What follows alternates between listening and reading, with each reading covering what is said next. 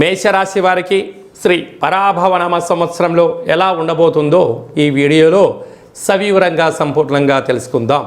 మేషరాశిలో ఏ నక్షత్రాలు వస్తాయనగా అశ్విని నక్షత్రంలోని 4 పాదాలు, భరణి నక్షత్రంలోని 4 పాదాలు, కృత్తికా నక్షత్రంలోని 1 పాదం కలిపితే మేషరాశి. రాశాధిపతి కుజభగవానుడు. ఈ సంవత్సరం మంత్రివర్యులు కూడా కుజుడే. కానీ మేషరాశి వారికి ఒకవైపు ఏళ్లనాటి శని ప్రారబ్ధ సంచార స్థితిలో ఉండినను మంత్రివర్యులు కుజుడు అవ్వడం వలన వీరికి పట్టిందల్లా బంగారం అవుతుంది అనేటువంటిది మేషరాశి జాతకులు బాగా గుర్తుపెట్టుకోగలగాలి. వీరి యొక్క ఆదాయ వ్యయాల్ని మనం ఒకసారి పరిశీలించినట్లయితే ఆదాయం 11, వ్యయం 5, అంటే ప్లస్ 6 రూపాయలు మిగిలించబోతున్నారు. కారణం ఏమిటి?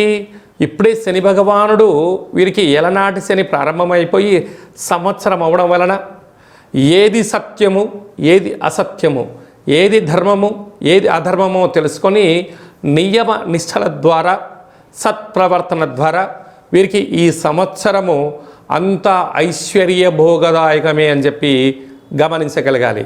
కాకపోతే ప్రతి మంగళవారం పూట తప్పక ఎరుపు వస్త్రాలు ధరింపచేసి కందిపప్పుతో కూడుకున్న ఆహారాన్ని భోజనం చేయడం వలన రుణ సమస్యలు, రోగ సమస్యలు, శత్రు సమస్యలు తొలగిపోయి సంపూర్ణ రాజ్యాధికారం మీకు చేతికి దక్కి స్థిరత్వం కలిగి వివాహం కాని వారికి వివాహం అవ్వడం, విదేశాల నుంచి రావాలనుకున్న వారికి భారతదేశానికి రావడం, ఉన్నత పదవులను అలంకరిస్తూ ఐశ్వర్యమైన ఆనందకరమైన జీవితాన్ని పొందబోతున్నారు.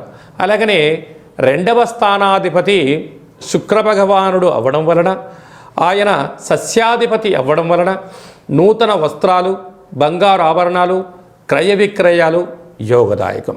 3య స్థానంలో రాజు దేవగురు బృహస్పతి సంచరించడం వలన తల్లిదండ్రులతో, గురువులతో సఖ్యతగా ఉండడం వలన స్థిరచరాస్తులు, వంశ పారంపర్య ఆస్తులతో మీరు విజయాన్ని సాధించబోతారు.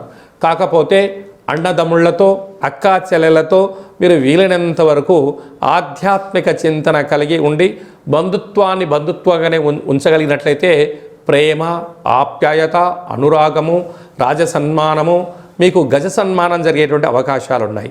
అది కాకుండా ఆ 3య స్థానాధిపతి బుధ భగవానుడు ధాన్యాధిపతి అవ్వడం వలన మీరు వ్యాపారస్తులు అయినట్లయితే వ్యాపార యోగదాయకము, మంచి బుద్ధి, మంచి సత్ప్రవర్తన, ఆహార ఉత్పత్తులు, అంటే మనకు డిజిటల్ మార్కెట్లో ఉండబడినటువంటి వ్యాపారాలు, సృజనాత్మక